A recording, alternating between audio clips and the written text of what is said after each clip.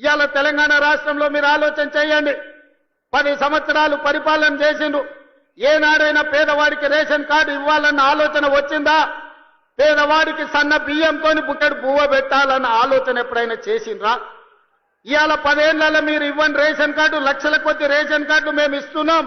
కోట్ల మందికి 3,10,00,000 మందికి ఇవాళ సన్న బియ్యం ఇస్తే రేషన్ షాపుల దగ్గర పెద్ద పెద్ద బార్లు తీరిన లైన్లు ఉంటే ఇవాళ ఆయన అంటున్నాడు రేషన్ షాపుల కాడ బార్లు తీరినరని. మీరు గ్రామాలలో రేషన్ షాపులు ఎన్నడూ తెరవలే, బెల్ట్ షాపులు మీరు తెరిచిండ్రు. 10 ఏళ్ల తర్వాత రేషన్ షాపులు తెరిచి సన్న బియ్యం ఇస్తుంటే ప్రతి పేదవాడు పెద్దవాడు రేషన్ షాపులో సన్న బియ్యం తీసుకోవాలని లైన్లో నిలబడి ఇవాళ లక్షలాది మంది కోట్లాది మంది సన్న బియ్యం తీసుకొని బుక్కడు బువ్వ తింటుంటే మీ కళ్ళల్లో నిప్పులు పోసుకుంటున్నారు. ఇది మీకు భావ్యమా అని నేను అడుగుతున్న వాళ్ళని. అందుకే ఇవాళ మిత్రులారా, రేషన్ కార్డులు ఇవ్వాలన్నా ఇందిరమ్మ రాజ్యంలోనే సన్న బియ్యం పెట్టాలన్నా